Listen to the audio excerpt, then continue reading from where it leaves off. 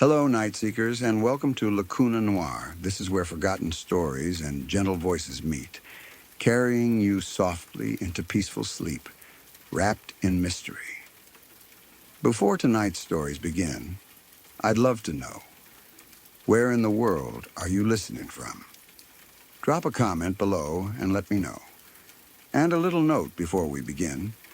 You may notice a few brief ads in the first 10 minutes, but after that, the rest of the video is completely ad-free. Just you, the silence, and the stories. So settle in, get comfortable, and let the night carry you. If you're drawn to these quiet, shadowed nights, don't forget to like, subscribe, and tap the bell so you never miss a story when darkness calls.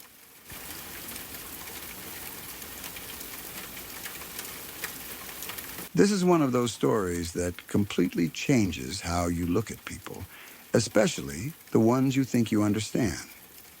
It's not dramatic in the moment.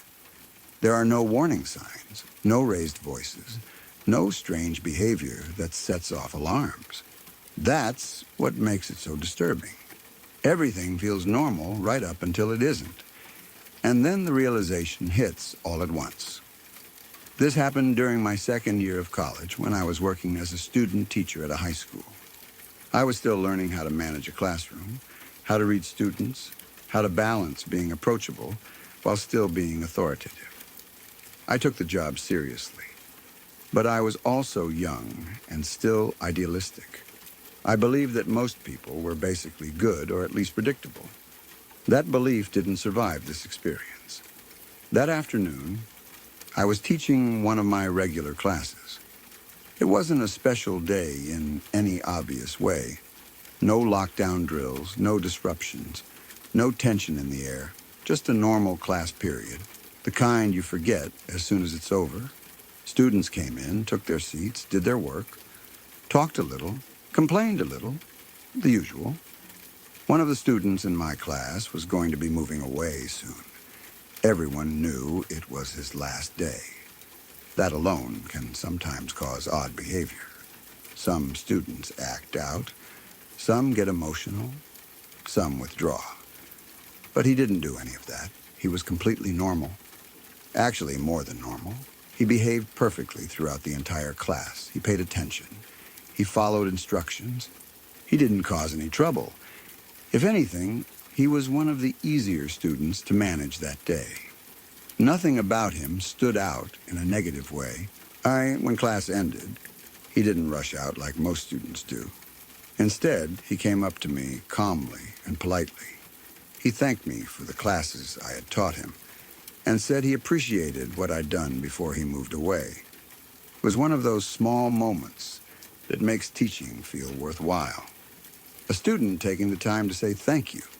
It felt genuine, respectful, human. I remember thinking that he seemed like a good kid. Then the day ended. I went home. I didn't think about him again that evening. Why would I? As far as I knew, it was just another normal day in a long string of normal days. The next morning, everything changed. We received an urgent email from the school principal. The tone was serious, clipped, clearly written in a hurry. The kind of email that makes your stomach tighten before you even finish reading it. The student had been arrested. Not for something minor, not for theft or vandalism or fighting. He had attacked someone with an axe. According to the information shared earlier that same morning before he came to school, he had assaulted a person with an axe, then stolen their scooter and their money. It wasn't an accident. It wasn't a misunderstanding. It was a violent attack. And then, after doing that, he went to school, he went to class, he sat in my classroom, he listened, he behaved, he thanked me politely. All of this happened less than 2 hours after the attack. That's the part that still makes my skin crawl when I think about it. The timeline.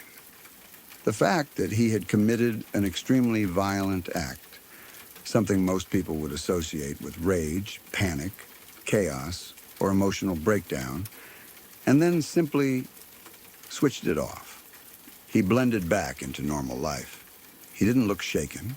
He didn't act nervous. He didn't say anything strange. He was calm. Too calm. I remember rereading the email several times, trying to make sense of it.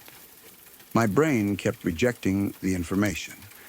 It felt like the school must have made a mistake, that it had to be another student with the same name, that there was some confusion. But there wasn't. It was him, the same student who had sat a few feet away from me, the same student who had spoken to me politely, the same student I had looked in the eyes and thought was completely ordinary. The realization hit slowly and then all at once. I had been in a room with someone who had just committed an act of extreme violence, not hours or days before, that same morning, and I had no idea. I started replaying the class in my head, and every movement, every word, every expression on his face. I tried to spot something I had missed, a flicker of guilt, a moment of agitation, anything. There was nothing. That's what terrified me the most. There were no warning signs, no shaking hands, no strange comments, no visible distress. He wasn't acting like someone who had just attacked another human being with an axe. He was acting like a regular student on his last day of school. I remember feeling sick when it really sank in. My hands went cold. My chest felt tight. I thought about how close he had been to me, to other students, to everyone in that room. What if something had set him off? What if someone had said the wrong thing? What if he hadn't been done being violent? Those questions don't have answers, and that's part of what makes the experience so unsettling. You realize how much of your sense of safety depends on assumptions.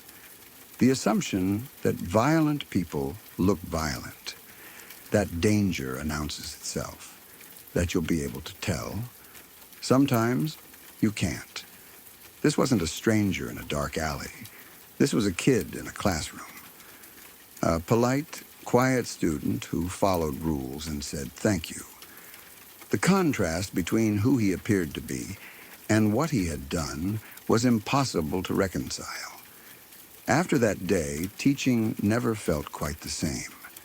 I became more aware of how little you truly know about the internal lives of the people around you, how thin the line can be between normal and catastrophic, how easily someone can compartmentalize actions in a way that defies everything you think you understand about human behavior. It also made me think about how society talks about violence. We like to believe it comes from obvious monsters, from people who are visibly unstable or openly aggressive. But sometimes it comes from someone who can sit quietly in a classroom and say goodbye like nothing happened. That realization is deeply uncomfortable. I also couldn't stop thinking about the victim, about how their life was changed in an instant while the person who attacked them went on with his morning like it was any other day. That disconnect between cause and effect, between violence and consequence, is chilling. For a long time after, I felt uneasy around students in a way I never had before. Not paranoid exactly, but more alert, more aware that appearances mean very little. That behavior in a structured environment doesn't always reflect what someone is capable of outside of it. I don't know what happened to that student after his arrest. I don't know the details of his trial or his sentence. I don't know what led him to commit the attack in the first place. And honestly, I'm not sure any explanation would make it easier to process. What stays with me isn't curiosity about his motives. It's the memory of how normal he seemed. The memory of him thanking me. The knowledge that I was sharing a space with someone who had just committed extreme violence, and that there was nothing in that moment that warned me. This story still bothers me because it strips away a comforting illusion. The illusion that danger is obvious, that it announces itself, that you'll always know when you're near it. Sometimes danger sits quietly in a desk, raises its hand when asked, completes its work and walks out the door without incident. And you don't find out until the next day through an email that makes your stomach drop that the person you were just talking to had already crossed the line most people never will. That kind of realization doesn't fade. It changes how you see people, how you interpret calmness, how you understand violence. And it leaves you with a lingering, unsettling thought. If someone can do something that brutal and then walk into a classroom like nothing happened, how many other moments have we all been closer to danger than we ever realized? That question still has no answer. And maybe that's the scariest part of all.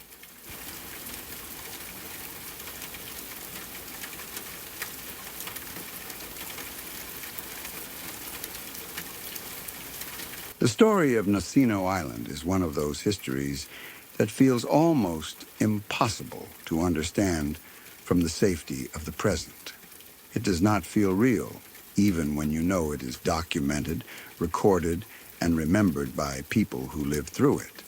It feels like something that belongs to nightmares or to fiction, but it happened to real people, in a real place, within living memory. The suffering was not quick, it was not accidental. It unfolded slowly, driven by hunger, fear, and a system that treated human beings as disposable. Nazino Island, sometimes called the Island of Death, was located on the Ob River in Siberia. In 1933, during the Soviet era, thousands of people were sent there as part of a forced resettlement program. Many of them were not criminals in the way people imagine criminals.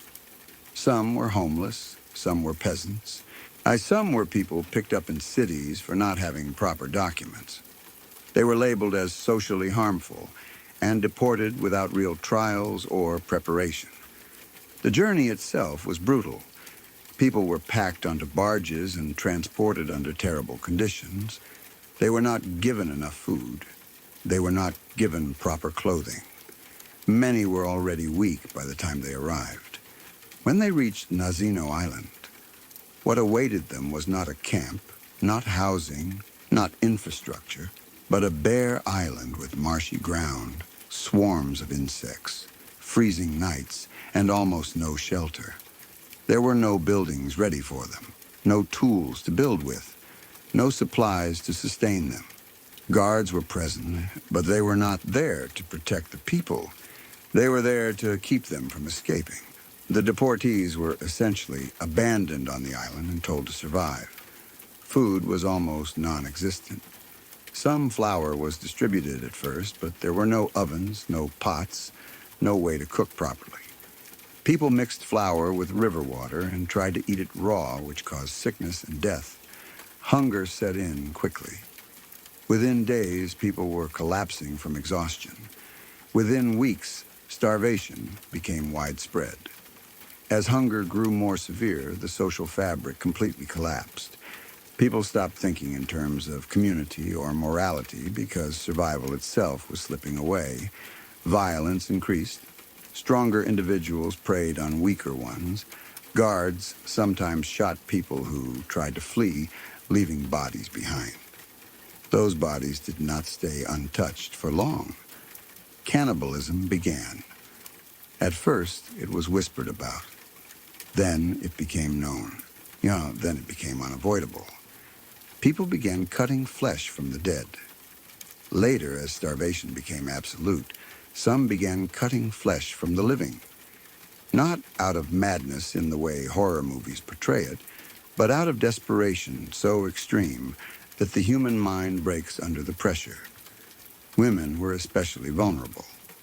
They were targeted because they were often physically weaker and less able to defend themselves. There are documented accounts of women being attacked and having parts of their bodies cut away while they were still alive. Calves and breasts were targeted because they were seen as sources of meat that could be removed without immediately killing the person. At least not right away. One of the most haunting accounts comes from a woman named Feofila Bailina, a resident of the village of Nazino on the north bank of the Ob River. In 1989, decades after the events, she gave an oral history that captured the horror in a way no official report ever could. She recalled that one night, a woman from the island of death was brought into her house. The woman was being transported to another camp and needed a place to stay for the night. She was taken into the back room. Feofila noticed something deeply wrong and asked what had happened to her. The woman explained that her calves had been cut off on Nazino Island. They had cut them off and cooked them. The meat on her legs was gone. Because of this, her legs were constantly freezing. She had wrapped them in rags to keep what little warmth she could. Despite her injuries, she was still able to move on her own. What struck Feofila most was how the woman looked. She appeared like an old woman, worn down by life, fragile and broken. But in reality, she was only a little over 40 years old. Hunger, pain, and trauma had aged her beyond recognition. This was not an isolated story. It was one example among many. What makes Nazino Island so disturbing is not just the acts themselves, but the conditions that allowed them to happen. The people sent there were not given a chance. There was no plan for survival, no meaningful oversight, no intervention when it became clear that things were going horribly wrong. Reports of death and cannibalism were slow to reach authorities, and when they did, the response was minimal and delayed. By the time the situation was finally addressed, thousands were already dead. The island itself became a mass grave. Bodies were left where they fell. Some were buried shallowly, others not at all. The living walked among the dead daily. Hunger erased taboos that humans rely on to stay human. When the body is pushed far enough, the mind follows. It is important to understand that the people who committed these acts were not monsters in the way we like to imagine monsters. They were ordinary people placed in an extraordinary situation of deprivation. That does not excuse the violence, but it does explain how such things become possible. Nazino Island shows what happens when a system removes dignity, resources, and hope all at once. The Soviet authorities eventually evacuated some survivors and quietly shut down the camp. The story was buried for decades. It was not openly discussed. Survivors carried their trauma in silence. Villagers along the Ob River remembered what they had seen, but had little power to speak about it. Only much later did historians uncover documents, testimonies, and survivor accounts that revealed the full scale of what happened. Even now, many people have never heard of Nazino Island. It does not appear often in textbooks. It does not fit neatly into narratives of progress or heroism. But stories like Feofila Bailina's matter because they bring the human cost into focus. Statistics can tell you how many died. Documents can outline policies. But one woman, wrapping her mutilated legs in rags so they do not freeze, tells you what starvation really looks like. It tells you what happens when people are reduced to bodies, struggling to stay alive one more day. Nazino Island forces uncomfortable questions. How thin is the line between civilization and collapse? Oh, how much suffering can a human endure before survival instincts override everything else? What responsibility does a government have for the people it controls? And how many similar stories have been lost because no one was willing to listen? This was not ancient history. It happened in the 20th century. The witnesses lived long enough to tell their stories to people who are still alive today. The pain did not vanish when the island was abandoned. It lived on in the memories of survivors, villagers, and families who never saw their loved ones again. When people talk about starvation, it is often abstract. Numbers, charts, famine statistics. Nazino Island strips that abstraction away. It shows starvation as something intimate, something that happens to bodies and relationships, something that corrodes morality itself. It shows how hunger can turn a place into something worse than a prison, worse than a battlefield. And yet within that horror, there are still moments that reveal humanity. The fact that Feofila took that woman into her home. The fact that she remembered her story decades later. The fact that survivors tried to care for each other when they could. These moments do not erase the horror, but they remind us that even in the darkest conditions, people still notice, still remember, still bear witness. Nazino Island should not be remembered for shock value or sensationalism. It should be remembered as a warning about what happens when people are treated as expendable, a warning about how quickly systems can collapse into cruelty when ideology replaces compassion, a warning about how easily suffering can be hidden when it happens far away from centers of power. The woman Feofila described survived, at least long enough to leave the island. Many did not. And even those who lived carried scars that never healed, on their bodies and in their minds. When you read about Nazino Island, it is natural to want to turn away. The details are too heavy. The cruelty feels unbearable. But forgetting is its own kind of violence. These stories exist because someone lived through them, because someone remembered, because someone finally wrote them down. They deserve to be heard. Not because they are shocking, but because they are true.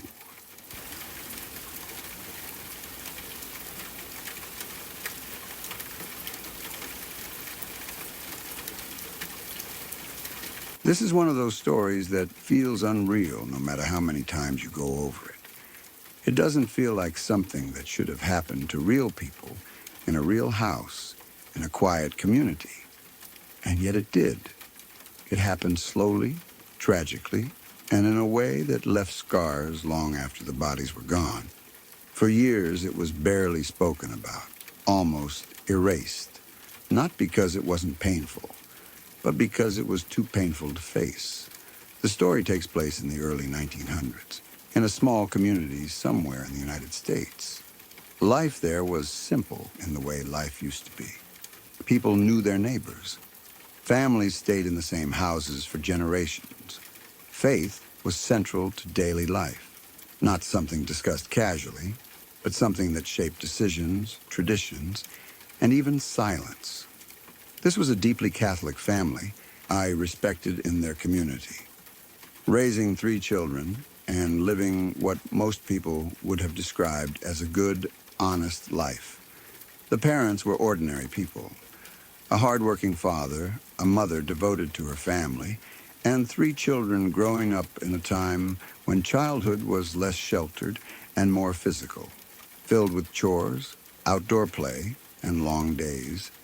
Their house wasn't grand. It didn't need to be. It was a home, and that was enough. One particular weekend was meant to be quiet for the parents. Plans had been made for all 3 children to visit family out of town. It wasn't unusual. Families relied on each other, especially back then, and children often spent weekends with relatives. Everything was set, bags packed, expectations clear. But as often happens, plans changed. One of the children, a son, wasn't feeling well.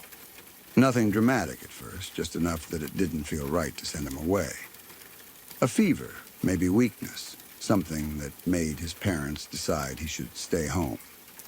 The other 2 children went on as planned, leaving the house quieter than usual. Just the mother, the father, and the one child who stayed behind. At first, the weekend passed normally. The boy rested. His parents took care of him. There was nothing to suggest that anything terrible was about to happen. But there was something else that had been a source of tension for a long time. A neighborhood dog. The dog didn't belong to the family, but it wandered freely, as animals often did in those days. It had a habit of showing up on their property, especially near the trash cans, It barked loudly and often, sometimes late into the night. It wasn't a new problem. It had been happening for a long time, and it had worn down the father's patience. That night, the dog was especially loud. It barked and barked outside the house near the trash cans, the sound carrying clearly through the quiet night. The boy who had stayed behind lay in his bed, already not feeling well, trying to sleep. The noise wouldn't stop. Every bark echoed in the house, sharp and constant. The father was angry. This wasn't just about the noise, it was about weeks, maybe months of frustration, about feeling disrespected by neighbors who didn't control their animals, about wanting peace in his own home. In that moment, something snapped. He decided that he was done with it. He made the decision to put an end to the barking that night. He went upstairs to the bedroom where the shotgun was kept. Back then, firearms were common in households, especially in rural or small communities. They were tools used for hunting, protection, and pest control. The father intended to take the gun and shoot the dog outside. The mother immediately objected. She didn't approve of killing the dog. Whether it was out of compassion, fear of consequences, or simply not wanting violence, she was firmly against it. What started as a disagreement quickly became an argument. Voices were raised. Tension filled the room. The boy downstairs could hear them, though he likely didn't understand what was happening yet. As the father reached for the shotgun, the mother tried to stop him. She tried to take the gun from him. What happened next was a moment that changed everything. In the struggle, the shotgun went off. The mother was shot. It wasn't intentional. There was no plan to harm her. But accidents don't care about intentions. The blast hit her, and she fell to the floor. She didn't move. She didn't make a sound. From the father's perspective, it looked like she was dead. The room went silent. In that silence, the weight of what had just happened crashed down on him all at once. Shock, horror, guilt, fear, regret. There was no time for reason to take hold. No time to think about checking her pulse, calling for help, or considering that she might still be alive. In that moment, overwhelmed by what he believed he had done, the father turned the gun on himself. He didn't hesitate. He committed suicide right there in the bedroom. The sound of the second gunshot was what changed everything again. The mother wasn't dead. She was unconscious, or barely conscious. But the second blast jolted her awake. Pain flooded her body, confusion, terror. She realized what had happened in an instant. Her husband was dead, she was badly injured, and her child was in the house. Downstairs, the boy heard the shots. Two loud, terrifying explosions in the middle of the night. He got out of bed and ran upstairs, frightened and confused, heading toward his parents' bedroom to see what was going on. The mother saw him or heard him coming. Somehow, despite her injuries, she gathered enough strength to speak. When the boy reached the room, she told him to run. She told him to go to the neighbors and get help immediately. There was no time to explain. No time for comfort, just urgency. The boy did what she said. He ran. He ran out of the house, into the night, toward the nearest neighbors, desperate and terrified, and carrying a message he didn't fully understand but knew was important. Back in the bedroom, the mother was alone. She was injured, bleeding, and in shock, but she wasn't done fighting. She crawled across the floor toward a nearby window. She knew that help needed to come fast. If she could draw attention, maybe someone would hear her before it was too late. She reached the window and shattered it. Glass exploded inward. The sound cut through the night air. She tried to pull herself up so she could scream for help, her body screaming in pain with every movement. But as she broke the glass and dragged herself upward, shards sliced into her wrists, deeply. She didn't realize it at first. Adrenaline kept her moving. She screamed for help. She called out into the night, but the cuts were severe. Blood poured from her wrists, faster than she could stop it. Weakened by the gunshot wound, she couldn't fight the bleeding. Before the boy could return with help, she bled out. By the time anyone arrived, it was over. 2 parents dead in the same room. One from suicide, one from a combination of injury and desperate action, and a child who survived, carrying the memory of that night for the rest of his life. The dog was never the story. What happened afterward is just as haunting in a different way. Because this was a devoutly Catholic family, the truth became a problem. Suicide was considered a grave sin. Someone who took their own life could not be buried in consecrated ground, could not be laid to rest with family, could not be openly mourned in the same way. The family faced a terrible choice, so they buried the story instead. Details were softened. Facts were omitted. Conversations ended abruptly. Over time, the truth faded into whispers and half-remembered fragments.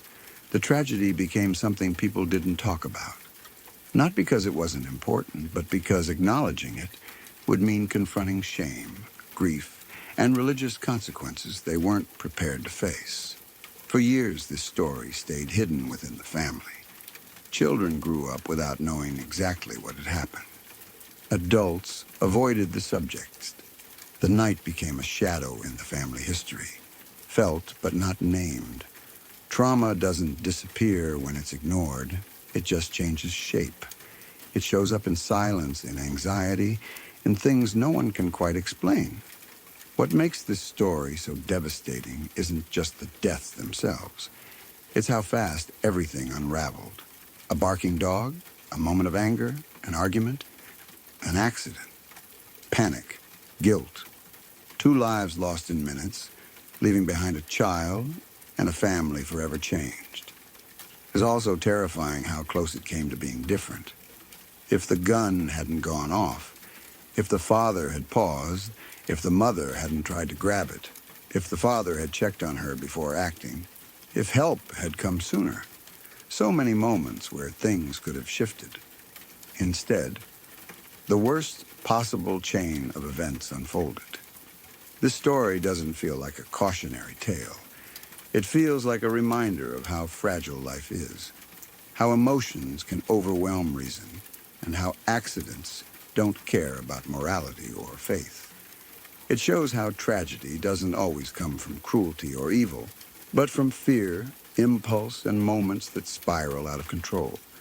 And it shows how families carry trauma quietly, long after the house is empty, long after the neighbors are gone, long after the graves are filled. Some stories are hidden, not because they're unimportant, but because they hurt too much to speak aloud. This was one of those stories. Sad, shocking, and almost impossible to fully process, even now. And maybe that's why it stayed buried for so long. Because once you say it out loud, it becomes real again. And some pain never truly fades.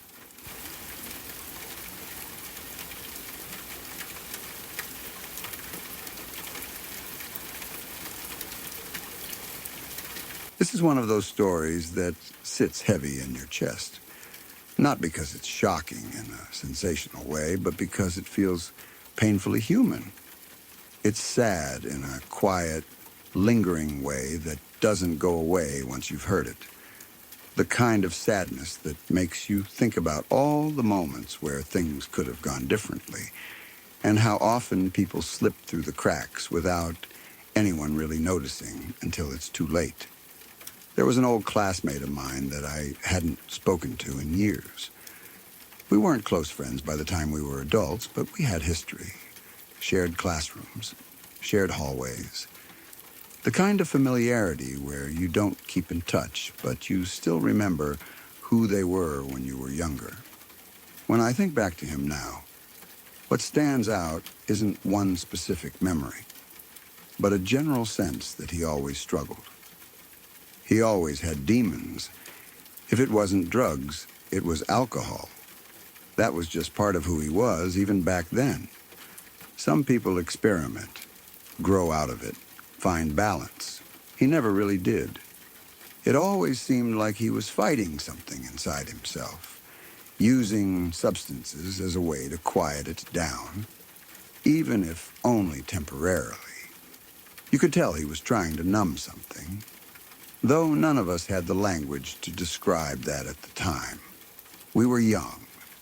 We didn't know how to recognize real pain when it didn't look dramatic. Years passed. Life moved on the way it always does.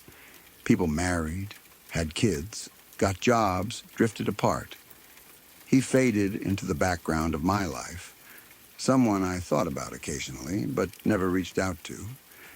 I'd hear bits and pieces about him through mutual friends. Nothing good, nothing surprising. Struggles, relapses, problems.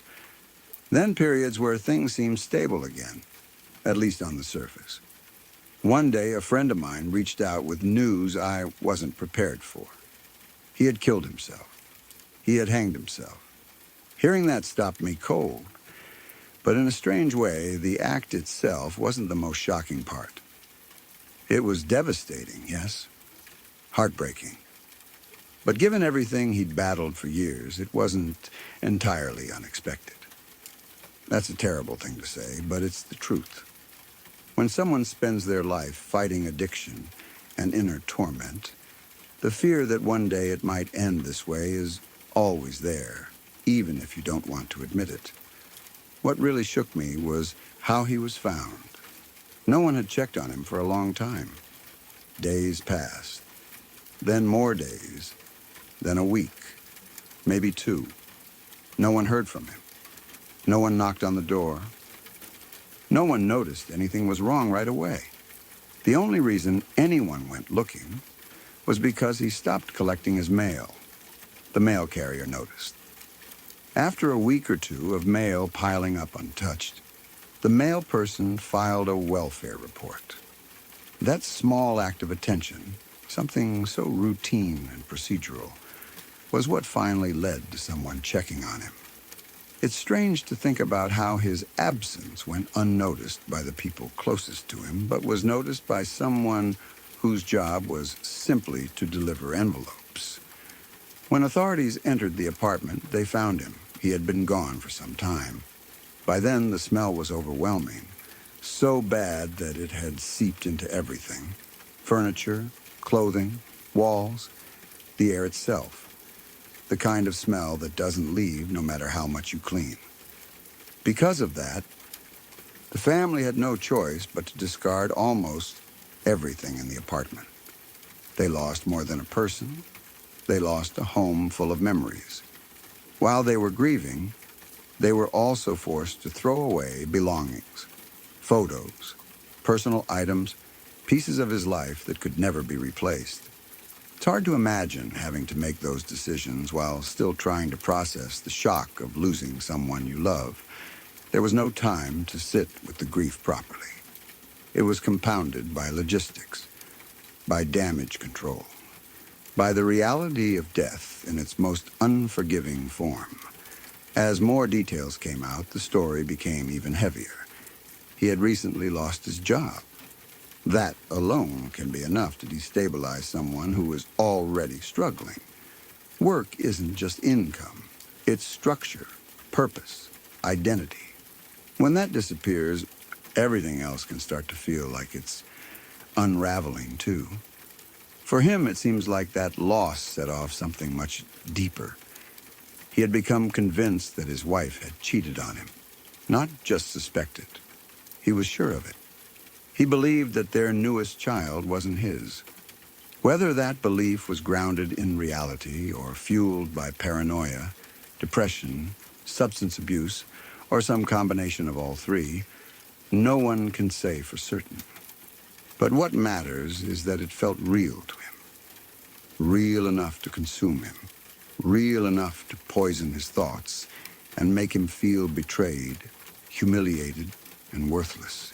He already had a little girl. She was about 5 years old.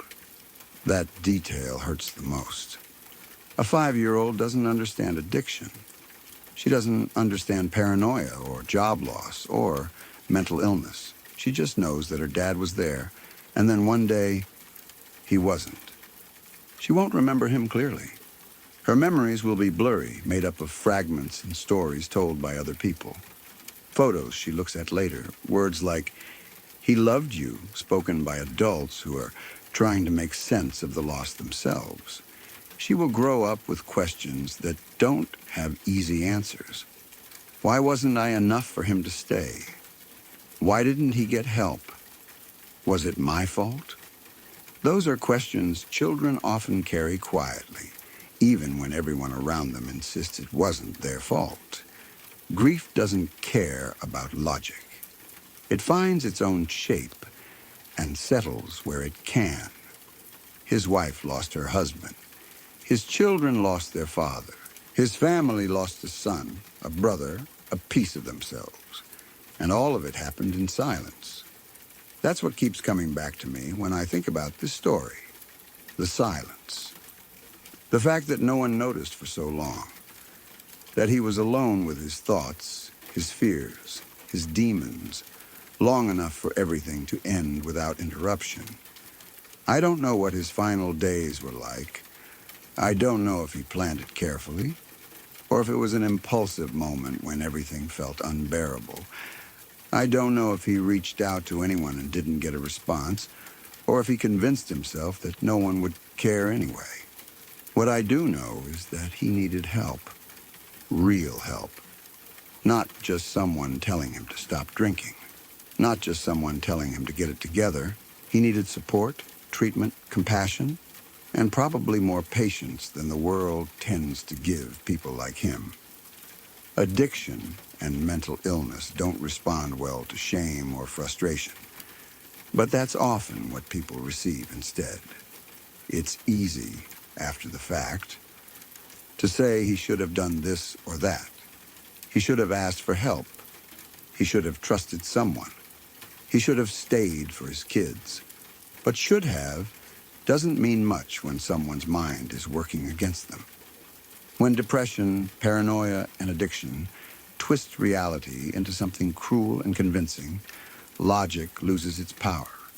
The voice in your head becomes louder than the voices of people who love you. I wish he had gotten the help he needed. I wish someone had stepped in sooner. I wish he had believed, even for a moment, that things could still change. Because despite everything, he wasn't just his demons. He wasn't just his addictions or his mistakes. He was someone who once sat in classrooms, laughed with friends, dreamed about a future.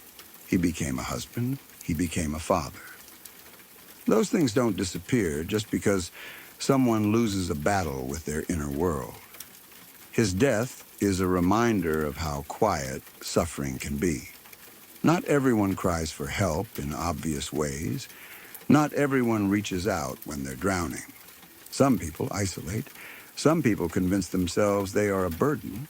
Some people believe the world would be better off without them, even when that couldn't be further from the truth.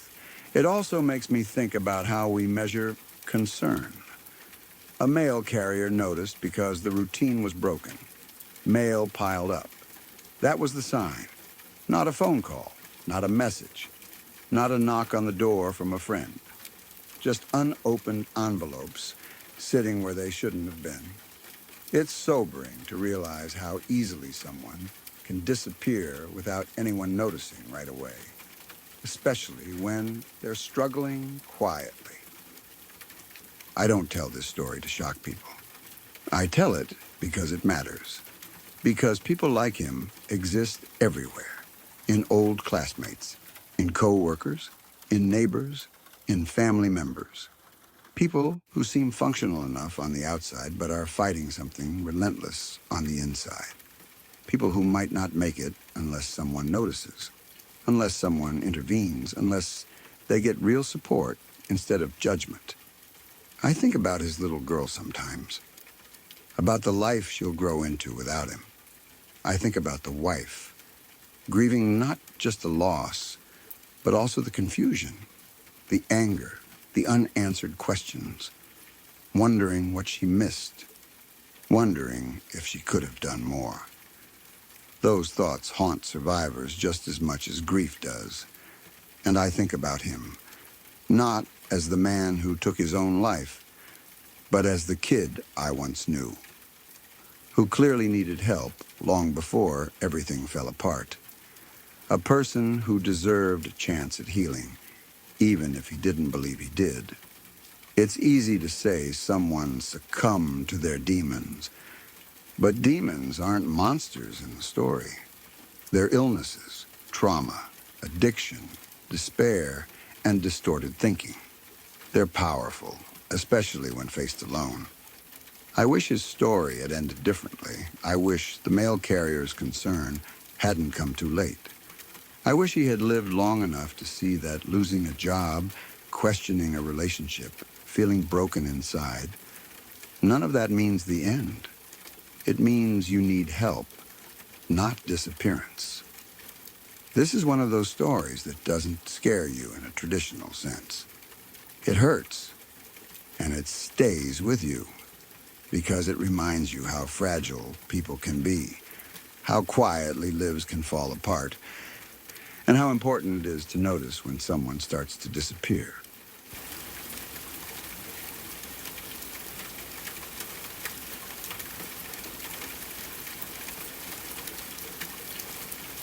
My mom told me this story recently, and ever since she said it out loud, it has been stuck in my head.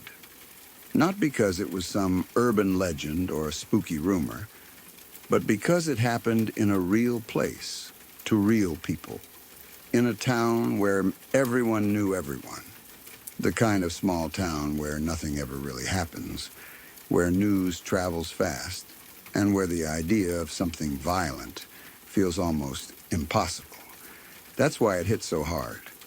It wasn't a story about a stranger far away. It was something that happened in the same quiet streets my mom used to walk down. In the same kind of neighborhood where people leave their doors unlocked and assume they're safe. She told me that when she was younger, living in that small town, there was a murder so horrifying that the entire town basically shut down. People didn't go out unless they had to. And parents kept their children inside. Shops closed early. Streets that were normally quiet became even quieter, like the whole town was holding its breath. It wasn't because of a storm or some natural disaster. It was because of one man.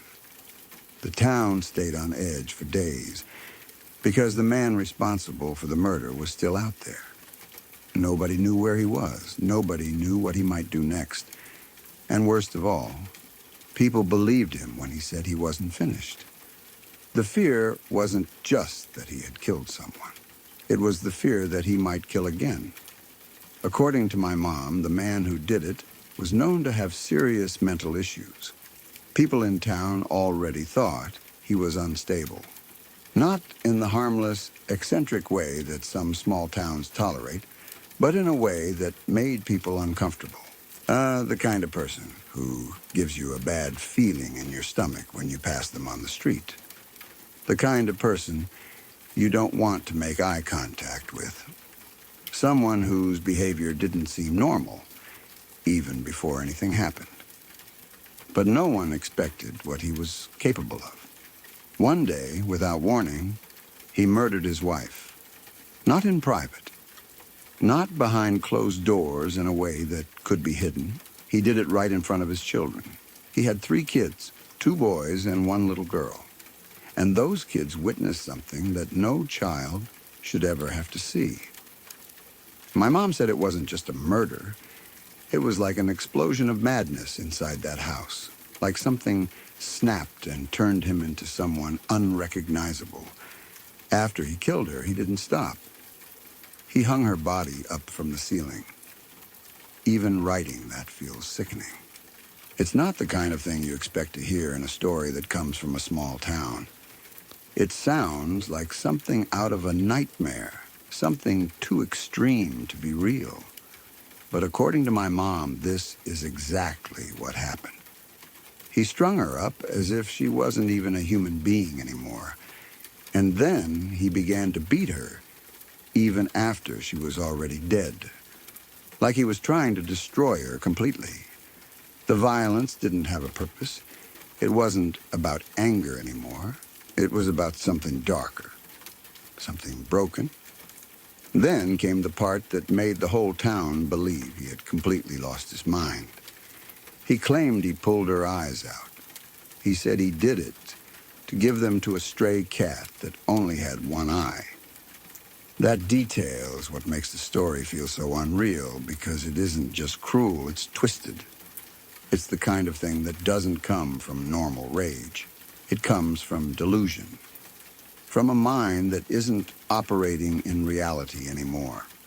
The kind of thought process that no sane person could follow. And all of this happened with his children there. Those kids weren't just nearby. They were trapped in the house, watching their father become something terrifying, watching their mother die, watching the aftermath, seeing blood everywhere, hearing sounds they would never forget.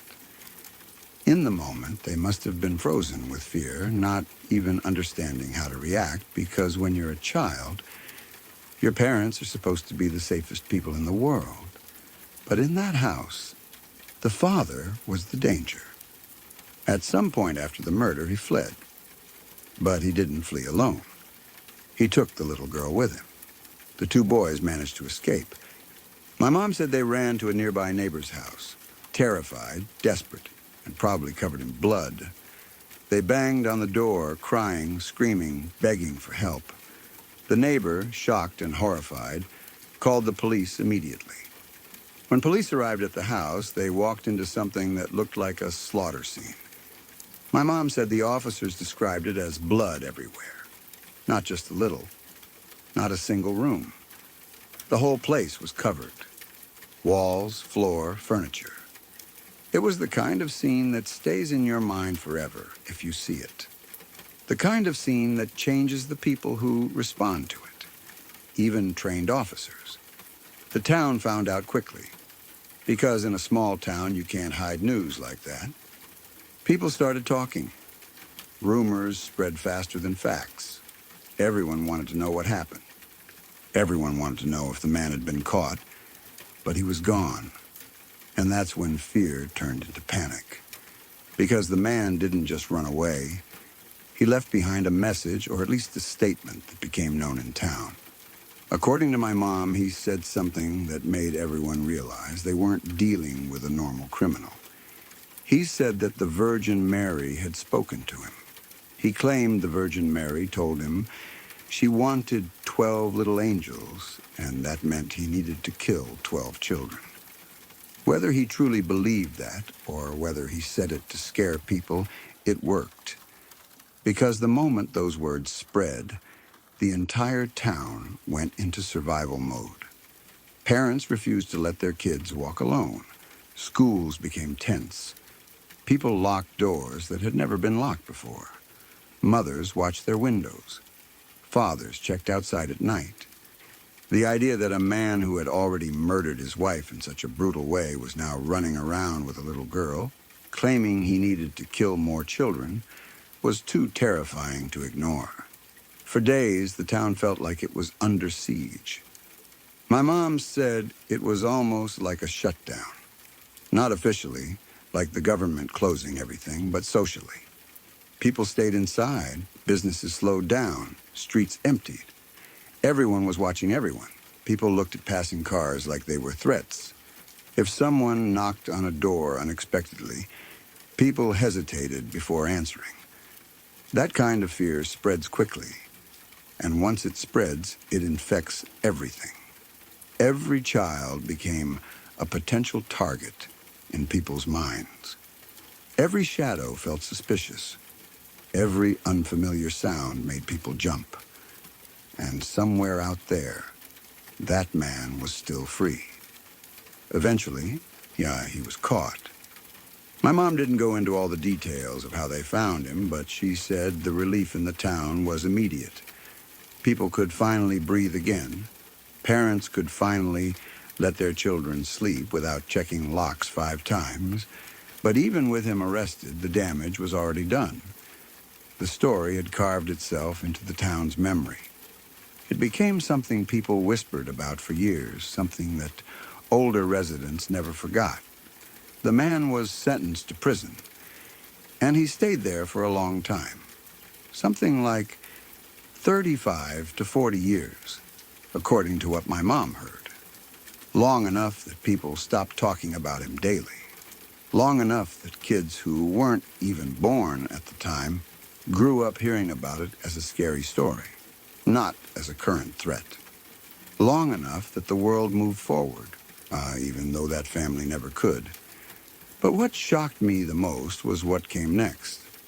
After those decades, he was eventually released back into the world. By then, he would have been old, maybe 70 or 80. An old man, probably weak, probably gray-haired, probably moving slowly. But that doesn't erase what he did. It doesn't erase the terror he caused. It doesn't erase the memory of a woman murdered in her own home while her children watched. It doesn't erase the blood. It doesn't erase the fact that he took a little girl and disappeared. Because that is the other part of the story that never got closure. The daughter was never found. At least not that my mom knows, not that anyone in the town ever heard. She vanished with him that day. And after that, it was like she disappeared off the face of the earth. And that thought is terrifying in its own way. Because what happened to her? Did he harm her? Did she survive? Was she raised under a different name somewhere else? Did someone take her in without knowing who she was? Did she grow up carrying a trauma so deep that she never spoke about it? No one knows. And that unknown is what keeps the story alive. Because murder is horrific, but uncertainty is its own kind of horror. When someone vanishes, your mind fills the gap with endless possibilities, and most of them are worse than the truth. I think about those two boys who escaped. I think about what they must have carried with them for the rest of their lives. They didn't just lose their mother. They lost her in the most brutal way imaginable. They lost their sense of safety. They lost their sister. And they lost their childhood in a single day. And then there's the town itself. Small towns remember things like this forever. A place like that doesn't have hundreds of murders a year. It's not like a big city where violence becomes statistics. In a small town, one horrific crime can define a decade. It becomes a marker in time. People remember where they were when they heard about it. They remember who told them. They remember the silence in the streets afterward. My mom said it changed everything for a while. People didn't trust the way they used to. They didn't assume their neighbors were safe. They didn't assume their community was protected. The illusion that nothing truly evil could happen there was shattered. And the most chilling part is the idea that it all happened so fast. One day, a family was living their life. The next day, the mother was dead, the father was gone, and the daughter had vanished. Just like that. In a matter of hours, a normal household became a crime scene, and a small town became a place filled with fear. Whenever I think about this story, I keep coming back to the same thing. How helpless those kids must have felt. Because when you're a child, you assume adults will protect you. You assume police will arrive quickly. You assume that if you scream, someone will come. But in that house, none of those assumptions mattered. They were alone with a man who had lost his grip on reality. And even after the police came, even after he was arrested, the damage couldn't be undone. A life was taken. A child was lost. A family was destroyed. And decades later, the horror still lingered in the town like a stain. That's why my mom still remembers it so clearly. Not because it was just a crime, but because it was the moment the town realized that evil wasn't something that happened elsewhere. It could happen right there, behind a normal front door, in the middle of a quiet street, to a family that had done nothing wrong. And the scariest part of all is that even now, there is still no ending. The daughter is still missing. The answers are still incomplete. And somewhere out there, there is a little girl who might have grown up carrying a secret that began with blood on the walls and a town that shut down in fear. Sorry to pause for just a moment. If this is your first time here, welcome. I hope you're enjoying the calm so far. If you'd like more nights like this, true stories, gentle rain, no interruptions, please subscribe to Lacuna Noir. It really helps me keep creating these peaceful experiences for you. And tap the bell so you're here every time a new story arrives in the dark. Now, back to the story.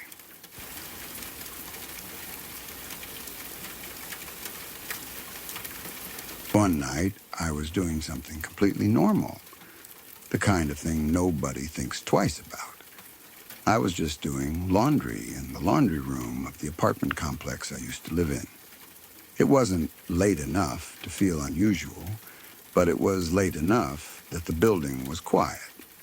The hallways were empty, the air felt still, and the only sounds were the machines running and the soft hum of fluorescent lights overhead. The laundry room itself wasn't anything special, just a plain room with a row of washers and dryers, a folding table, and a few plastic chairs that always looked like they were about to break. The place smelled like detergent and warm fabric. It was the kind of smell you associate with routine, with boring everyday life. That night felt no different at first. I had my clothes in the washer. I was waiting for the cycle to finish. And I was mostly just killing time. I don't even remember what I was thinking about. Probably nothing important. Maybe I was tired. Maybe I was annoyed that I had to do laundry at all, like everyone is. It was one of those quiet moments where you're alone, but you're not really thinking about the fact that you're alone. Then I noticed something strange. There was a small red dot on the wall. At first, my brain didn't process it. It looked like a tiny speck of light, the kind you might see if a car's headlights reflected through the window at the right angle. But then it moved, slowly at first, then quicker, tracing across the wall like something was drawing invisible lines, a laser pointer. The red dot slid across the wall, disappeared for a second, then came back again. It moved in little circles, jittery and playful, like someone was messing around. I stared at it for a moment, trying to figure out where it was coming from. The laundry room had a large window that faced the street. If you stood in the room, you could see outside clearly. Across the street, there was another apartment complex. Beyond that were parked cars, sidewalks, streetlights, and patches of darkness between buildings. It didn't take much imagination to figure out what was happening. Someone outside had a laser pointer and was aiming it through the window. The first thought that came to my mind was that it was just some idiot messing around. Maybe a teenager, maybe someone bored, sitting in their apartment with nothing better to do. I didn't think danger right away. I thought annoying. I thought people are stupid. But even then, it made me uncomfortable. Not because I was scared yet, but because it felt invasive. Like someone was watching me and trying to get a reaction. The red dot moved again, higher this time, then lower, then stopped on the wall for a few seconds, as if whoever was holding it was trying to see if I'd look around. I decided not to give them the satisfaction. I pretended not to notice it at all. I kept folding clothes. I kept my face neutral. I avoided turning toward the window. I acted like I didn't care. The whole time I was thinking that if it was just someone trying to mess with me, the fastest way to make them stop was to act bored. And for a while, it seemed to work. The laser dot moved less. It would appear for a second, then vanish, then reappear. It was like whoever was doing it was getting frustrated that I wasn't reacting. I remember feeling slightly smug. Like I had won some stupid little game without even playing. But beneath that, there was still an uneasy feeling I couldn't fully explain. Because even if it was harmless, it still meant someone was sitting out there watching me. They knew I was alone. They knew I was in the laundry room. They knew exactly where I was standing. I told myself it didn't matter, that it was probably just someone drunk or bored. I finished my laundry, grabbed my basket, and left. I went back to my apartment, locked the door, and went to sleep. By the time I woke up the next morning, I had almost forgotten about it. Almost. Then I stepped outside. There were police cars in front of the apartment complex. Not just one, multiple. Officers standing around talking, yellow tape blocking off part of the area. And the laundry room entrance was sealed off like it was a crime scene. The door was shut, and nobody was allowed inside. At first, I thought maybe there had been a break-in. Maybe someone had vandalized the machines. Maybe there was a fire or some kind of damage. But then I saw where the officers were looking, the laundry room window. And that's when I felt my entire body go cold. There were several bullet holes in the glass, not cracks from rocks, not damage from an accident. Clean, unmistakable holes, punched through the window, the kind of holes you only see after a gun has been fired. The glass around them was shattered in a spiderweb pattern, glittering in the morning light. The police said they were 9mm rounds. That detail hit me like a punch. Not because I knew much about guns, but because it made it real. It wasn't an airsoft gun. It wasn't fireworks. It wasn't a BB gun. It was an actual handgun. A real weapon fired into the exact room where I had been standing the night before. And suddenly, the memory of that laser pointer came rushing back. The red dot on the wall. The way it moved. The way it stopped. As if it was searching. And the sick realization that followed. That laser pointer wasn't a toy. It was a gun laser. Someone had been aiming a gun into the laundry room while I was inside. That was the moment I started shaking. I could feel my heart pounding in my throat. My stomach twisted. My hands went numb. It was like my brain couldn't accept what it was hearing, even though the evidence was right in front of me. Those bullet holes weren't theoretical. They were physical proof that a gun had been pointed at that window, at me. All of a sudden, the entire night replayed in my mind, but differently this time. Every moment I had thought was harmless now felt terrifying. Every second I had been standing there, folding clothes, waiting for the washer, pretending not to notice the dot, suddenly felt like I had been sitting in the crosshairs of someone who could have ended my life without even stepping outside. I kept thinking about how casual I had been, how normal it felt, how I didn't even speed up or leave right away. I had stayed in that room, completely unaware that someone was holding a gun on the other side of the glass. And the worst part was imagining what was happening outside. Because whoever was aiming that laser wasn't just playing around. They had a loaded gun. They had a clear view into the laundry room. They knew someone was inside. They could see me moving. They could see my body, my head, my hands. They could track where I was standing. And they didn't shoot. Not while I was there. At least not that I heard. So why did the bullets end up in the window? The police told residents that the shots were fired sometime during the night. They weren't sure exactly when, but they believed it happened after the laundry room was empty. That's why nobody was hurt. That's why nobody called 911 in the moment.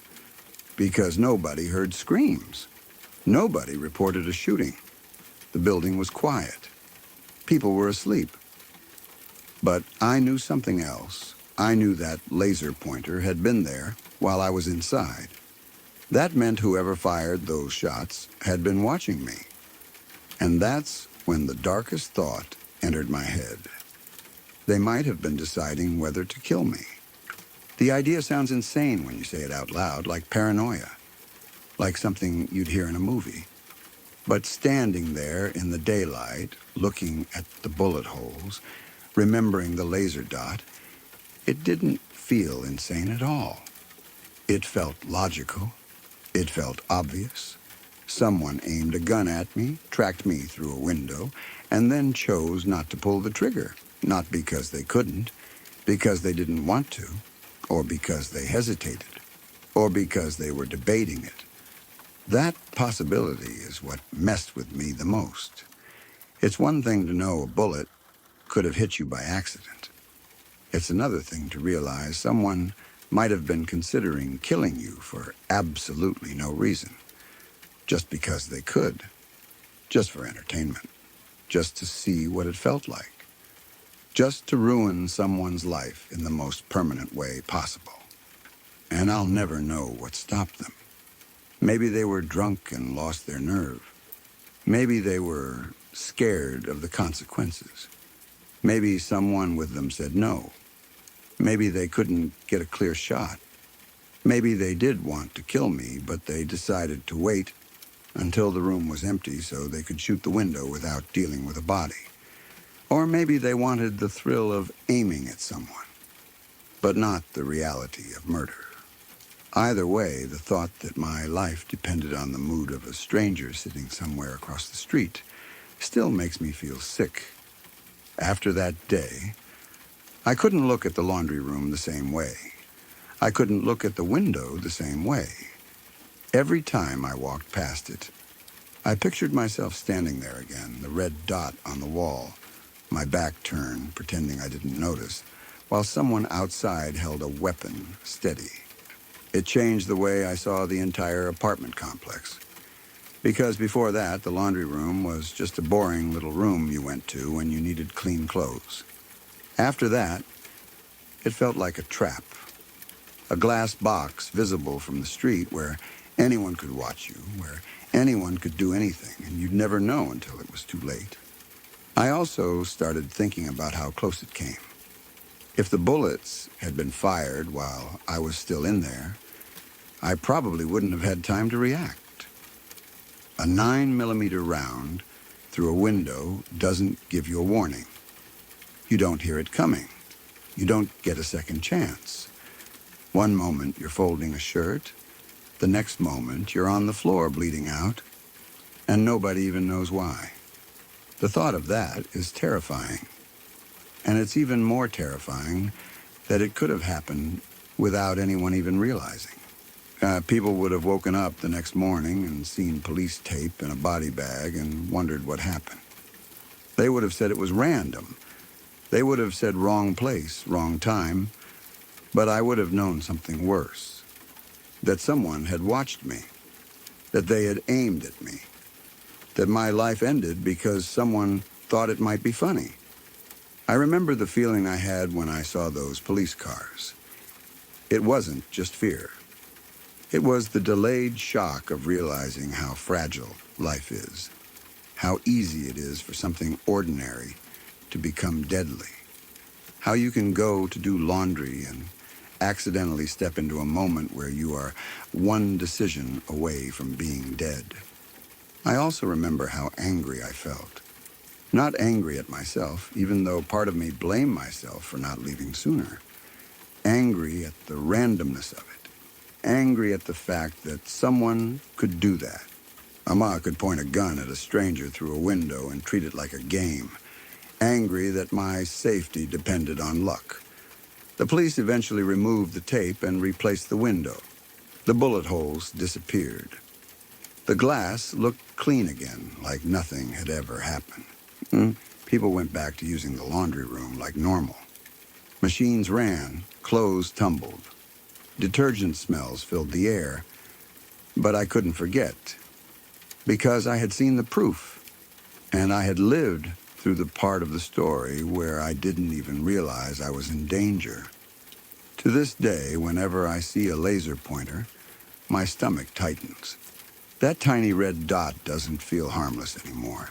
It doesn't feel funny. It doesn't feel like a toy. It feels like a warning sign. It reminds me that sometimes danger doesn't announce itself loudly. Sometimes it shows up as something small and easy to ignore.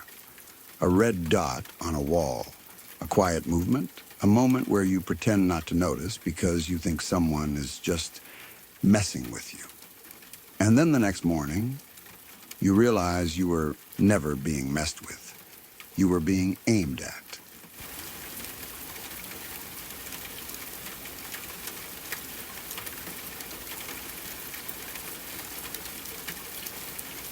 When I was a kid growing up in Oakland, California, me and the other neighborhood kids used to spend most of our free time outside. We didn't have smartphones or anything like that, so when school ended, we'd just roam around. We'd ride bikes, walk the streets, explore places we probably shouldn't have been exploring, and somehow we always ended up back near the creeks. Those creeks were like our little secret world. They were dirty, sure, and they smelled sometimes, but when you're a kid, you don't care about that. To us, it was an adventure. It was like having our own wilderness right in the middle of the city. There was this Kentucky Fried Chicken on the corner of 34th Avenue and Foothill Boulevard. Everybody in the area knew that KFC. It was one of those places you passed all the time, and you never really thought about what was behind it. It was just a normal restaurant. Cars pulling in and out, people ordering food, lights on at night, nothing suspicious. But behind that building, behind the dumpsters and the back parking area, there was a gate. And in that gate, there was a hole cut into it. Not a small hole either. A hole big enough for a person to crawl through. And that hole led straight into the creek. Kids knew about it. Older kids told younger kids. It was like a secret entrance. If you didn't know, you'd never notice it. But once you did, you couldn't unsee it. You could slip through that hole, duck down, and suddenly you were out of sight from the street. Out of sight from adults. Out of sight from normal life. You were in the creek bed, surrounded by weeds, mud, and the sound of water moving under the city. And those creeks weren't just open streams. Oakland has these storm-drain tunnels that connect to the creeks. Big tunnels, concrete tunnels, the kind you can actually walk through. And once you're inside one of those tunnels, it feels like you're not in Oakland anymore. It feels like you're under the city, like you're in a different world that most people don't even know exists. That's what we used to do. We'd gather up as kids, sometimes 5 of us, sometimes 10, and we'd climb down into the creek. We'd catch frogs. We'd mess around with sticks and rocks. We'd chase each other, laugh, get our shoes soaked, and then walk home like nothing happened. And sometimes, when we were feeling brave, we'd go into the tunnels. Those tunnels were creepy, but they were also exciting. They were long and dark, and the sound inside them was strange. Every footstep echoed. Every voice bounced off the walls. Sometimes you'd hear water dripping somewhere, and you couldn't tell where it was coming from. And if you stayed quiet long enough, you could hear the city above you, but it sounded distant and muffled, like you were hearing it through a thick layer of earth. As kids, we treated it like an underground maze. We would walk deeper and deeper, shining flashlights, sometimes using lighters if someone had one, sometimes just relying on the light coming from the tunnel openings. We'd talk about how far the tunnel went, what it connected to, and how cool it would be if we could walk all the way to another part of the city underground. We thought it was like something out of an adventure movie, and most of the time it was harmless. Just dirty water, graffiti, and the occasional rat that would send everyone running and screaming. But there was one tunnel that changed everything for me. It was behind that KFC, through that gate with the hole cut in it. That particular creek led into a tunnel that felt different from the others. Even before we saw anything, it felt wrong. The air felt heavier. The smell was worse. And the deeper you went, the more you felt like you were somewhere you weren't supposed to be. It wasn't just the darkness. It was the feeling of being watched. The feeling that if you yelled, nobody would hear you. The feeling that if something happened down there, you could disappear and nobody would even know where to look. We kept going anyway, because that's what kids do. We were curious. We wanted to explore everything. We wanted to be the ones who went farther than everyone else. As we walked through the tunnel, we noticed something on the wall, an access door. It wasn't like a normal door you'd see in a house. It was a metal door built into the concrete, like something that led into the city's infrastructure. It looked old, and it looked like it wasn't meant for the public. It looked like something maintenance workers used. But it was there, right in the wall. And the most unsettling part was that it wasn't sealed shut the way you'd expect. It looked like it could be open. And once we saw it, we couldn't stop thinking about what might be behind it. We stood there for a while, staring at it, shining our flashlight beams around the edges. Some of the kids dared each other. Some of them laughed nervously. Some of them said we should leave it alone. But eventually, curiosity won. That always happens when you're young. Fear gets overridden by the need to know. So we opened it. The door led into another space. Not another tunnel, but a room-like area. Like a hidden chamber inside the storm drain system. The air inside was stale, and it smelled different than the tunnel. The tunnel smelled like water and dirt. This space smelled like something older, like a room that had been closed off from the world for a long time. We stepped inside slowly. At first, our eyes struggled to adjust, and the flashlight beams moved across the walls in shaky circles. We were expecting to see pipes, maybe storage equipment, maybe just empty concrete. But what we saw made my entire body freeze. On the wall, written in huge letters, were the words, "Welcome to Hell." It wasn't spray paint. It wasn't marker. It wasn't chalk. It looked like it had been written in blood. I remember the way the flashlight hit the letters, making them shine in a dark, wet-looking way. I remember the silence that fell over all of us. One second, we were kids joking around, and the next second, nobody could speak.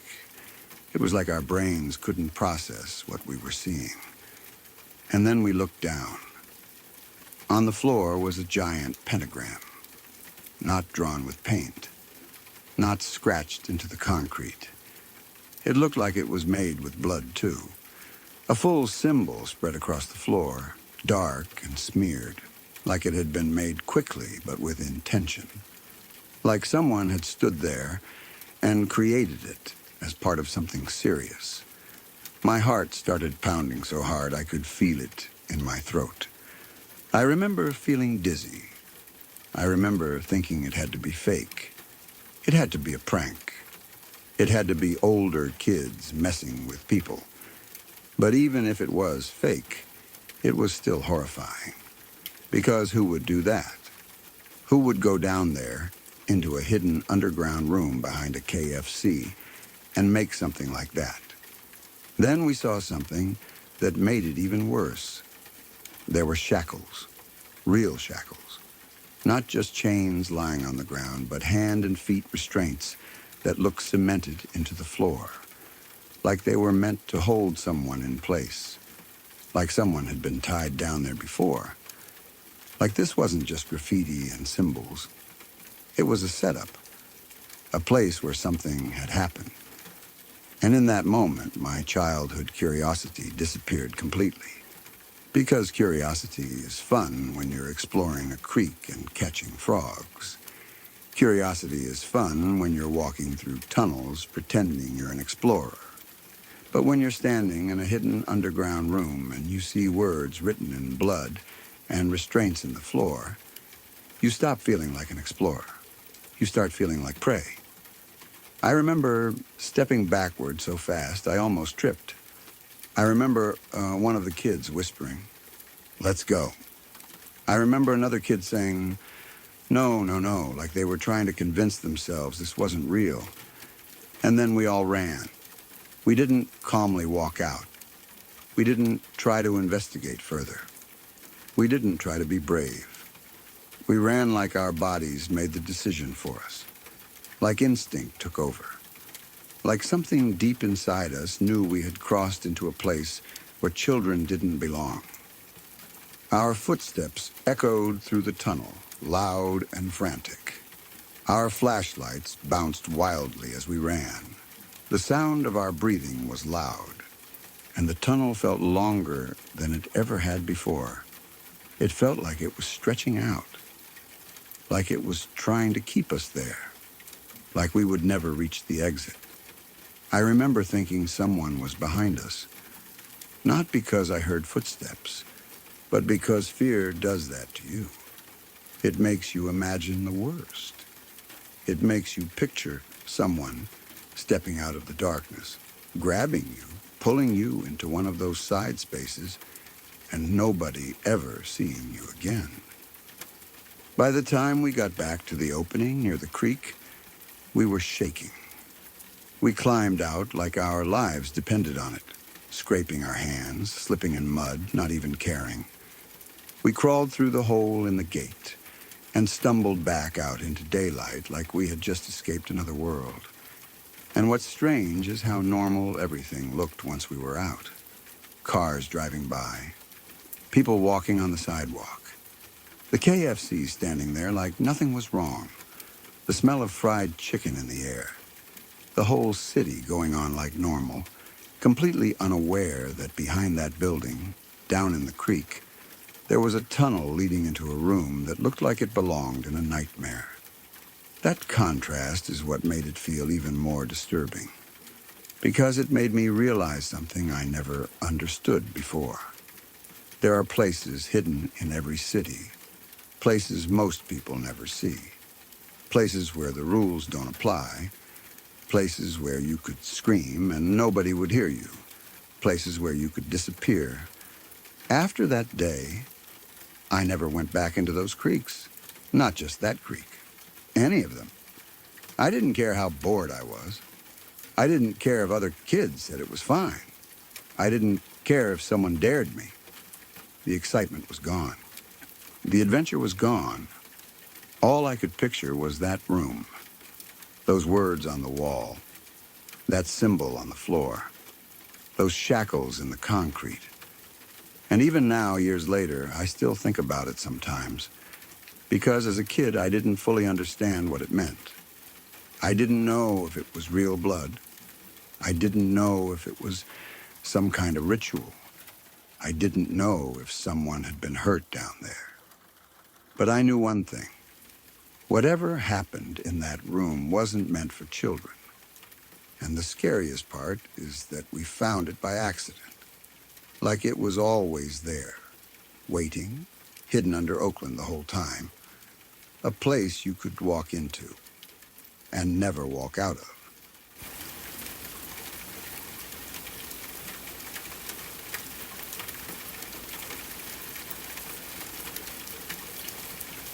I used to work alongside a man who later committed a crime so disturbing that even now, years later, it doesn't feel completely real. At the time, he was just a coworker, not a close friend, not someone I spent time with outside of work, but someone familiar enough that his presence became part of the everyday routine. We shared shifts, exchanged small talk, and sometimes talked about life in the way people do when they see each other often, but don't truly know each other. There was always something slightly off about him, but not in a way that made anyone feel unsafe. It was subtle, more like an emotional distance or a stiffness in how he moved through the world. He had spent time in jail before, and it showed in small ways. He seemed institutionalized, like someone who had learned how to survive in controlled environments and was still adjusting to life outside of them. He followed rules carefully, kept his head down, and didn't draw attention to himself. If anything, he seemed determined not to mess up again. Despite that, he wasn't aggressive or cruel. He could be quiet, sometimes awkward, but never openly hostile. He was the kind of man people might describe as troubled, not dangerous. Someone with a past, but also someone trying to move forward. Looking back, that's what makes everything so unsettling. Nothing about him screamed that he was capable of what he eventually did. Over time, he started talking to me about his relationship. It wasn't constant, and it wasn't dramatic. Just occasional conversations where he seemed unsure and needed someone to listen.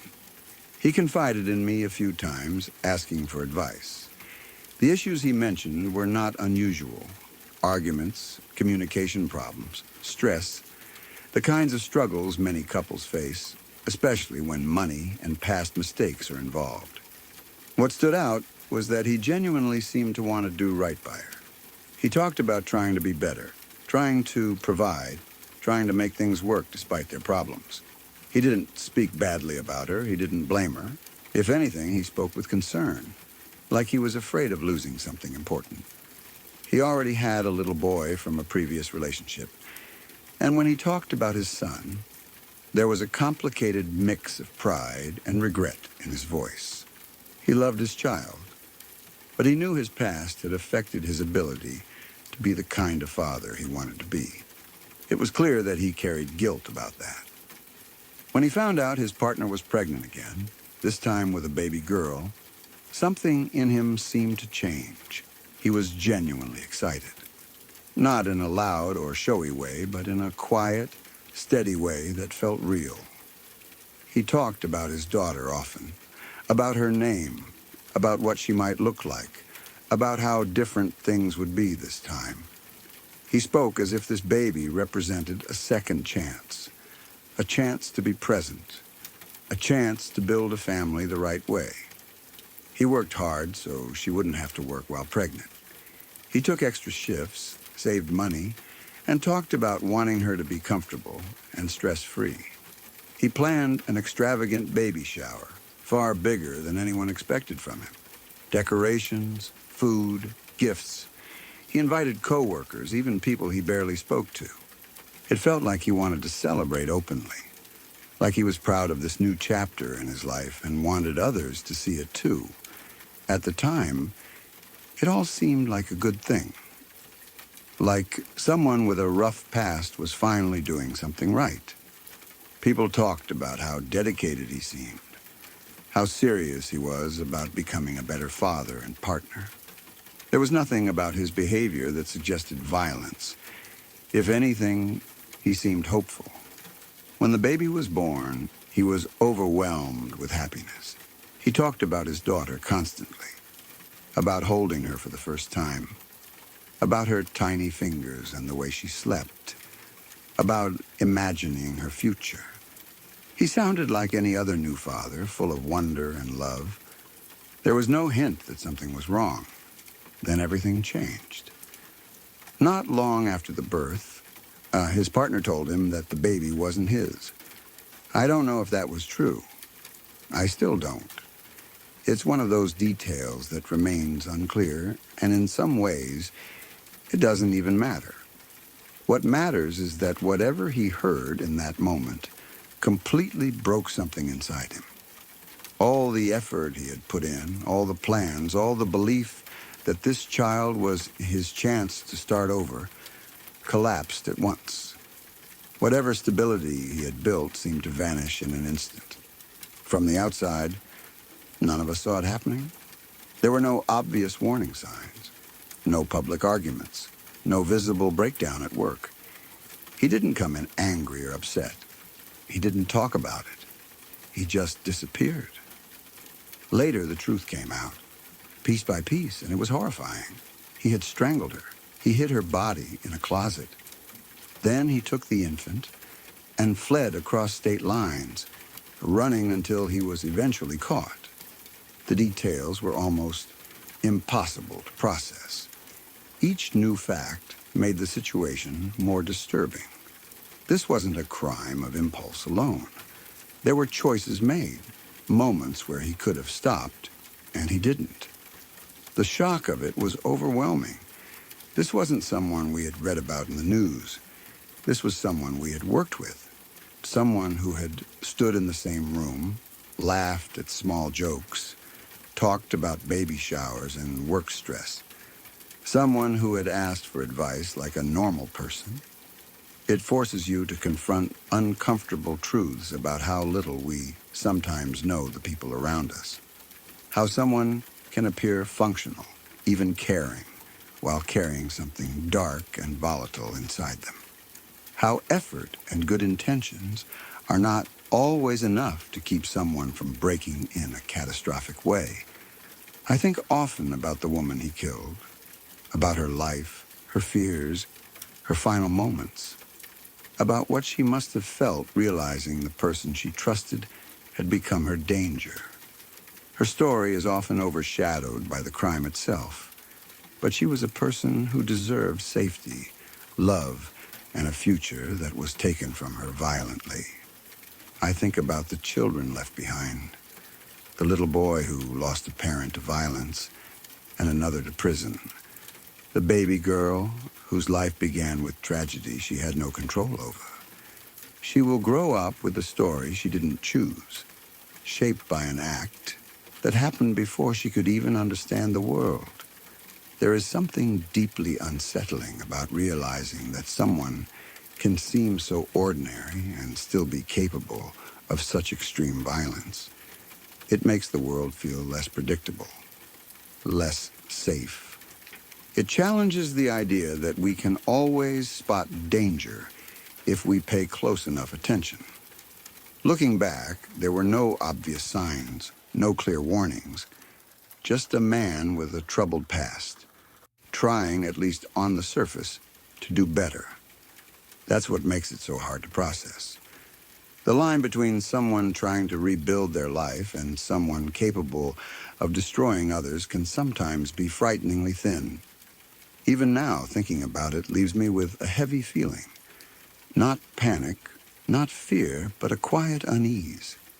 A reminder that people are complex and that not every story of hope ends the way we expect it to.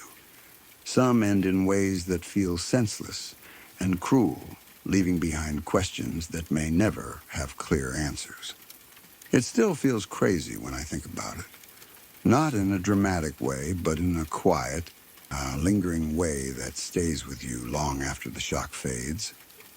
A reminder that sometimes the most terrifying things come from places we least expect, from people we thought we understood, or at least thought we could trust to be harmless.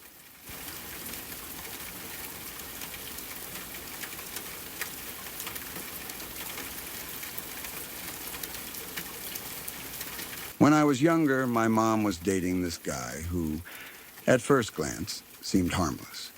He had that very specific kind of look that people used to associate with being gentle or safe back in the day. Long hair, a relaxed way of dressing, the whole peace, love, make love not war type of energy. The kind of person you assume is laid back, non-threatening, maybe even a little harmless to a fault. At the time, nothing about him raised alarms for me. He wasn't loud or aggressive. He didn't come across as controlling. He didn't argue openly or show obvious anger. He just existed around us in a quiet way. They had been dating for a while, long enough that his presence didn't feel strange anymore. He wasn't a stranger who popped in once or twice. He was someone my mom chose to spend time with, and as a kid, that alone carries weight. If your parent trusts someone, you tend to follow that lead without questioning it. Back then, where we lived, locking doors just wasn't really a thing. It sounds wild now, but at the time, it felt normal. It was the 1990s, and the area had that false sense of safety that a lot of places had then. People believed crime happened somewhere else, in bigger cities, to other people. Neighbors left doors unlocked, cars unattended, windows open. It was seen as relaxed, trusting, almost wholesome in a strange way. So we didn't lock our doors. I don't even remember conversations about safety. It wasn't emphasized. It wasn't drilled into us. The house felt like a safe bubble, and the idea that someone would just walk in uninvited didn't really exist in our minds. It's strange how much cultural attitudes shape behavior, especially when you're a kid and don't know any better. My mom and this guy had been dating for a while, long enough that I had stopped paying much attention to him. He blended into the background of daily life. Looking back, that's part of what makes this story unsettling. There was no build-up, no obvious red flags that stood out in memory, just a quiet assumption that everything was fine, until one morning, when it very suddenly wasn't. It was early, the kind of morning where the house is still quiet and your brain isn't fully awake yet.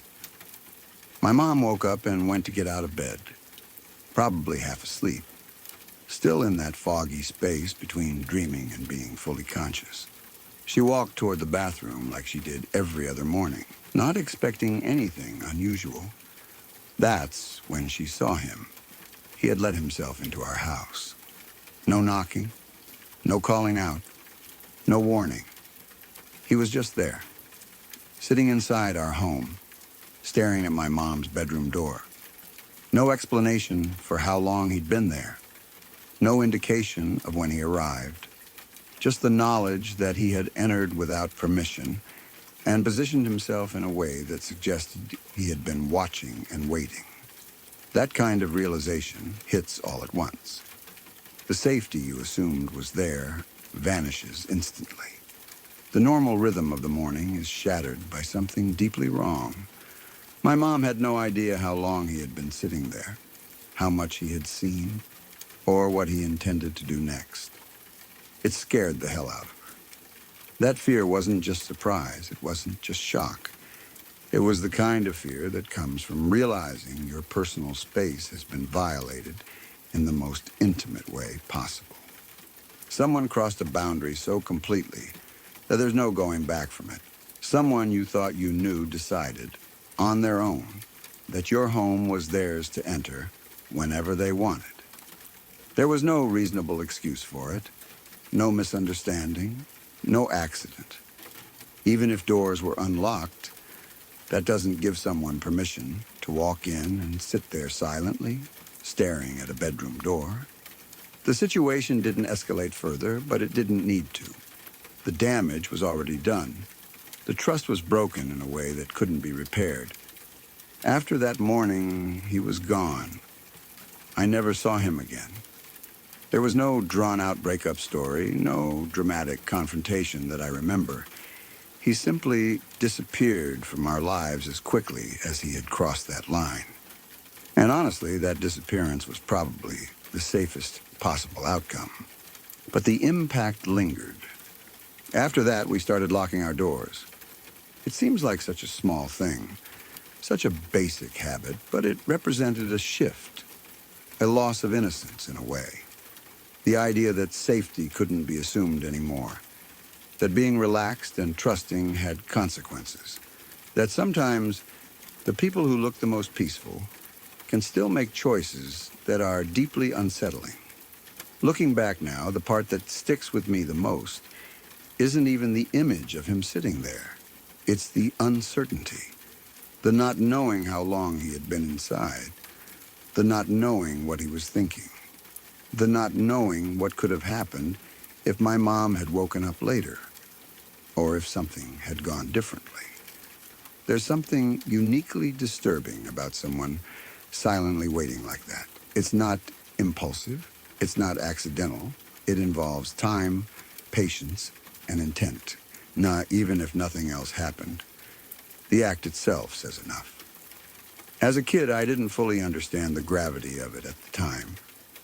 I just knew that something had scared my mom badly enough that the rules of our household changed overnight. Doors that had always been left open were suddenly checked twice. Locks that had gathered dust were suddenly part of the daily routine. Only later, with more distance and perspective, did it really sink in how dangerous that moment could have been. It also changed how I thought about appearances. That guy didn't look threatening. He didn't fit the stereotype people imagine when they think of danger. He fit the opposite image, and that's part of what makes it unsettling. He didn't need to look scary to do something scary. He didn't need aggression or violence to cross a line that should never have been crossed.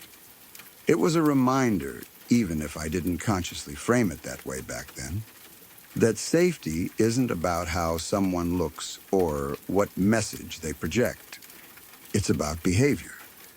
And the moment someone ignores boundaries, especially in such a personal space, that's the moment everything changes. Even now, thinking about it makes my skin crawl a little. The quietness of it, the stillness, the fact that it happened in a place that was supposed to be safe, at a time when no one was expecting anything bad. We locked our doors after that, and we never stopped. That one moment rewrote how we thought about privacy, trust, and protection. It took away the casual comfort of assuming nothing bad would happen just because it hadn't happened before. And every so often, when I hear people talk nostalgically about the 90s and how relaxed things were, how people left doors unlocked and trusted everyone, I think about that morning, about how close something could have come to being much worse, about how quickly that illusion of safety can collapse. Nothing dramatic happened afterward. There was no crime reported, no follow-up story, no explanation. Just a quiet lesson learned the hard way. And sometimes, those are the moments that stick with you the longest. The ones where something almost happened. The ones where a line was crossed just far enough to show you what was possible. We never saw him again.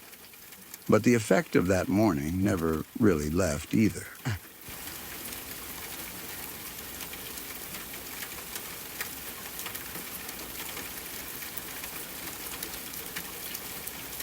When my mom was a kid, she lived with her grandparents in a house that sat deep near the woods.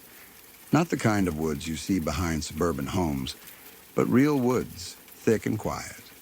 The kind that swallow sound and light once you step too far in. The house had been there for generations, long before paved roads or streetlights reached that area.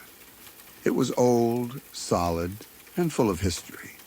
The kind of place where every floorboard seemed to remember something. The house had 2 levels, but not in the usual way. The main living area was on what most people would call the first floor. That's where my mom slept, where her grandparents cooked, ate, and lived their daily lives. The second level was below it, more like a basement than an upstairs. It was darker, cooler, and rarely used. That lower level wasn't finished or comfortable, and it was strictly for storage. And not just normal storage. That basement held things that were old even by old house standards. Furniture, boxes, trunks, tools, books, clothes, and objects that had belonged to people long dead. Some items dated back to my mom's great-great-grandparents. Maybe even further. Things no one really remembered the purpose of anymore. Stuff that had been passed down, packed away, and forgotten, but never thrown out. My uncles used to joke about that basement constantly when they were younger. They would whisper stories and tease each other, saying that somewhere down there was a treasure left behind by their grandparents, or maybe by ancestors even older than that. No one knew exactly what the treasure was supposed to be. Gold, money, documents, relics, something valuable enough to be hidden and protected. As kids, they exaggerated it, building the story bigger every time they told it. Most of the time, it was just harmless talk. But apparently, someone else heard those stories too. One night, while the entire family was asleep, something happened that changed how everyone thought about that basement forever. My mom was still young at the time, old enough to remember details clearly, but young enough that the memory stayed with her in a raw, emotional way. She said she woke up to screaming, not shouting, not arguing, screaming. It wasn't the kind of scream that comes from anger or fear in the moment. It was panic, full and uncontrollable, the kind that makes your blood run cold before your brain even understands what's happening. She said it echoed through the house and seemed to come from below them, from the direction of the basement. At first, she didn't understand what she was hearing. When you're half asleep, your mind tries to make sense of sounds in strange ways. But the screaming didn't stop. It got louder, more frantic, like someone was losing their mind down there. Her grandparents woke up too. Her grandmother immediately knew something was wrong. The dogs were barking. The house felt tense, like the air itself had changed. Her grandfather, without hesitation, reached for his gun. He kept a revolver in the house, not out of paranoia, but because they lived so far from neighbors, and help was never close by. Someone had broken into the house. More specifically, someone had broken into the basement. Later, they would figure out that a thief had entered the lower level, searching for the so-called treasure. How he knew about it, no one ever fully explained. Maybe he had overheard rumors. Maybe someone talked too much. Maybe he had known the family long ago. That part of the story was never clear. What was clear was that he was not prepared for whatever he encountered down there. My mom says her grandfather went down the stairs slowly, gun in hand, while her grandmother called the police. My mom followed partway despite being told to stay back.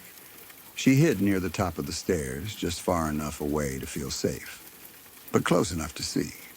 She swears to this day that what she saw still doesn't make sense to her. The thief was on the ground, not hiding, not attacking, not trying to escape. He was lying there, shaking. His eyes were wide open, but they didn't look normal. She said the whites of his eyes were showing in a way that made him look barely human, like he was in shock or had seen something that completely broke him. His face was pale, his body stiff, like his muscles didn't know how to move anymore. When her grandfather demanded to know what he was doing there, the man didn't answer the way you'd expect a thief to answer. He didn't apologize. He didn't beg. He didn't threaten. Instead, he said something that made the entire moment feel wrong in a way that never left her. "Don't let anyone come here again," he said. His voice wasn't angry. It wasn't mocking. It was desperate. "Did you hear me? No one. Don't let anyone get down here." Those words didn't sound like a warning meant for the family's safety. They sounded like a plea, like he was trying to protect them from something, not steal from them. Then he tried to run. He stumbled to his feet and bolted toward the exit, still panicked, still shouting incoherently. But he didn't get far. My mom's grandmother had already called the police, and officers caught him later that same night. After that, the house never felt the same. My mom never told me exactly what the thief saw.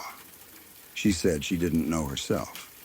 She only knew what she heard, what she saw on his face, and how terrified he was. She said the basement was locked after that. No one was allowed down there anymore, not for storage, not for curiosity, not for any reason. When I asked my grandfather about it years later, he didn't laugh it off. He didn't deny it either. He just said that one day, when the time was right, he would tell me. That time never came. What makes this story unsettling isn't just the idea that someone broke into the house. People break into houses all the time. It's not even the fact that the house was old and full of strange items. Plenty of old houses are. What makes it disturbing is the reaction. A thief expects to find things. Maybe dangerous things, maybe traps, maybe dogs, maybe weapons. But fear like that doesn't come from objects alone. It comes from something that challenges your sense of reality. Something that makes you feel like you've crossed a line you can't uncross. The way my mom describes his voice still bothers me. She says it wasn't the voice of someone who had been threatened by a gun. It was the voice of someone who had already seen something worse. The idea that there was something in that basement, something that could reduce a grown man to screaming and begging strangers to stay away, is hard to shake, especially because no one ever explained it. No police report ever mentioned anything unusual. No official story ever surfaced beyond attempted theft. And yet, no one in the family ever went back down there. The basement stayed locked. Eventually, years later, when the house was sold, the new owners renovated it. They cleared it out, cleaned it up, modernized it. Whatever had been there was removed, thrown away, or destroyed. If there was an answer, it was lost then. But the memory stayed. My mom still talks about that night sometimes, usually late, usually quietly. She says it taught her that not all fear comes from things that make sense. Some fear comes from the unknown, from the idea that there are things in the world we don't understand and don't want to. What haunts me the most is that the thief didn't want the treasure anymore. Whatever he went down there to find, he didn't care about it after. He didn't want money. He didn't want objects. He just wanted to get away and make sure no one else ever went down there. That kind of fear doesn't fade quickly, and the fact that my grandfather never told me what he knew makes it worse. It suggests that maybe some things aren't meant to be explained. Maybe some things lose their power only if they stay buried, locked away, and unspoken. Or maybe he was protecting me. Either way, that house, that basement, and that night remain one of the most unsettling stories in my family. Not because of what is known, but because of what isn't. Because whatever scared that thief was real enough to break him, and real enough that my grandparents never wanted anyone to go looking for it again. Sometimes the scariest stories aren't the ones with clear answers. They're the ones that end with silence.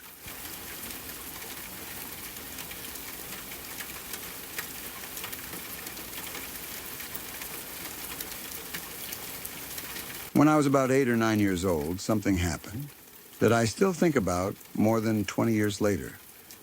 It wasn't something that happened directly to me, and I didn't witness it with my own eyes. In fact, the reason it still stays with me is because of how close I came to being there, and how differently my life might have felt if I had been. At that age, sleepovers were a big deal. They felt like small adventures, a chance to be away from home, to stay up late, to feel grown up in a way that only kids can. One weekend, I was invited to stay overnight at a friend's house. Another friend was invited too, so it felt even more exciting. The three of us were close, and spending the night together seemed like the most normal, harmless thing in the world. I remember being excited about it. I remember packing my bag. I was thinking about what pajamas to bring, and wondering what snacks we might eat or what games we would play. There was nothing unusual about the plan. It was just another childhood sleepover, the kind that blends into a blur of similar memories as you grow older. Then, for some reason I honestly can't remember anymore, I had to cancel at the last minute. It wasn't anything dramatic. I wasn't sick in a memorable way. There wasn't a big argument or an emergency that stands out in my mind. It was just one of those small, forgettable decisions that happen all the time in childhood. My parents decided I shouldn't go, or plans changed, or something came up. Whatever the reason, I stayed home. My other friends still went. That's an important part of why this memory feels so strange. Nothing about the situation felt dangerous or unusual. It wasn't like I avoided something because of fear or intuition. I didn't have a bad feeling. I didn't sense anything was wrong. I just didn't go. The night passed without incident. From everything I heard later, the sleepover was normal. They played, they talked, they slept. In the morning, my friend who stayed over was still there for breakfast. She, our friend, and her parents sat at the kitchen table together, eating and talking like families do every single day all over the world. Then, without warning, everything changed. In the middle of that ordinary breakfast, my friend's dad suddenly collapsed. He fell to the floor right there in the kitchen. There was no argument, no buildup, no sign that something was wrong. One moment he was sitting at the table, alive and talking. The next moment, he was gone. He had suffered a brain aneurysm. He was in his mid-30s. That detail has always haunted me. Mid-30s isn't old. It's an age where people are still building their lives, raising children, planning futures. It's an age where death feels abstract, like something that happens far away, to other people, at other times. Not in kitchens during breakfast, not in front of children. There was nothing anyone could do. A brain aneurysm can strike suddenly and violently. Sometimes there are warning signs, sometimes there aren't. In his case, there was no second chance, no time to call for help fast enough. He died right there on the floor, in front of his wife, his daughter, and a guest who had come over expecting nothing more than a quiet morning meal. When I found out later, the shock hit me in waves. At first, it didn't feel real. It felt like one of those stories adults tell that doesn't quite sink in because your brain doesn't know where to put it.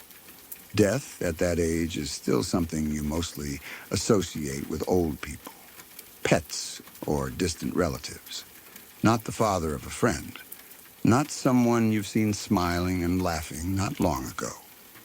Then the realization set in. I was supposed to be there. I would have been sitting at that table. I would have seen it happen. I would have watched a grown man collapse and die in front of me. At 8 or 9 years old, I would have had no way to process that. No emotional tools to understand it. No distance from it. As selfish as it might sound, and I've wrestled with that feeling many times, I am still deeply grateful that I wasn't there. That doesn't mean I don't feel sadness or empathy for the people who were. It doesn't mean I don't recognize how unfair and devastating the situation was. But I also know myself, and I know how deeply images and moments imprint on a child's mind. I know that seeing that could have changed me in ways I might never fully understand. My friend, the daughter of the man who died, was never the same after that. How could she be? She lost her father in the most sudden and traumatic way possible. One moment he was there. The next, he was gone forever. There was no hospital goodbye, no chance to prepare, no gradual understanding. Just a sharp, brutal break between before and after. Not long after, she and her mother moved away. I don't remember exactly how quickly it happened, but I remember that it felt sudden. One day she was part of our daily world, and then she wasn't. That's often how childhood loss works. People disappear quietly, carrying their grief somewhere else, while life around them keeps moving. The house where that breakfast happened was no longer a place of normal memories. It became a place marked by trauma. Leaving was probably the only way they could breathe again. My other friend, the one who had stayed over as a guest that night, carried a different kind of burden. She wasn't family, but she was there. She saw it. She heard it. She experienced the shock, the confusion, the panic, all without the emotional safety net of being in her own home or with her own parents. She went from being a kid, having breakfast at a friend's house, to being a witness to sudden death. She ended up in therapy for quite a while. At the time, as a child myself, I didn't fully understand what that meant. Therapy sounded like something abstract, something adults did when things were really bad. As an adult, I understand it much more clearly. I understand that seeing death up close, especially sudden and unexpected death, can break something open in your mind that needs careful attention and time to heal. I sometimes think about how differently that morning must have lived in her memory compared to mine. For me, it's a story I was told. A terrible story, but one with distance. For her, it's a memory with smells, sounds, images, and emotions attached. The clatter of a chair, the sound of a body hitting the floor, the panic in the room, the sudden realization that something irreversible had just happened. That kind of memory doesn't fade easily. As I've gotten older, the story has taken on new layers of meaning. When I was a kid, it was scary because it was sudden and confusing. As an adult, it's scary for different reasons. It highlights how fragile life really is, how thin the line is between an ordinary moment and a life-altering one. A breakfast table, a conversation, a normal morning, then death. No warning, no drama, just a body failing in a way no one could stop. It also makes me think about how random trauma can be. There was no reason it should have happened that day, at that time, in that way, and yet it did. It wasn't caused by violence or negligence or a bad decision. It was biology, chance, and timing lining up in the worst possible way. The fact that my presence or absence hinged on a forgotten, insignificant reason makes it even more unsettling. If I hadn't canceled, I would have been there. My life would include that image. That memory would be part of who I am. Instead, it's something I stand just outside of, close enough to feel its weight, but far enough away to breathe. I've felt guilty about that relief at times. It feels wrong to be thankful you avoided someone else's trauma. But I've learned that acknowledging your own limits doesn't mean you don't care. It just means you understand that some experiences leave marks that last a lifetime. This story still scares me, not because of anything supernatural or violent, but because of how ordinary it was. Because it reminds me that safety is not guaranteed by familiarity, that homes, families, and routines are not shields against sudden loss. It also reminds me how differently people carry trauma depending on where they stood when it happened. One child lost a father. One child witnessed a death. One child narrowly missed both experiences entirely, all because of a last-minute change that no one thought would matter. More than 20 years later, I still think about that morning sometimes. About the man who died far too young. About the family that had to rebuild their lives without him. About my friend who needed therapy to process something no child should have to see. And yes, I think about myself too. About the version of me that stayed home, unaware that a small decision had quietly spared me from something that would have followed me forever. That's what makes this story scary to me. Not the death itself, but the randomness of it, the way life can split into completely different paths based on choices that feel meaningless at the time. The way trauma doesn't announce itself in advance. It just happens, right in the middle of breakfast, and nothing is ever quite the same again.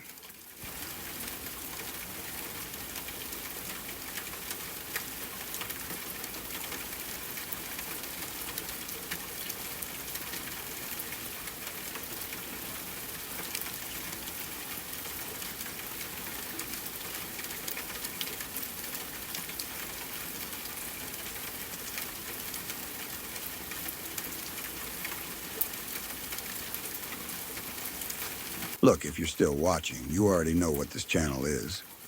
No jump scares, no fake drama, just real stories about real people who survive things most of us can't even imagine.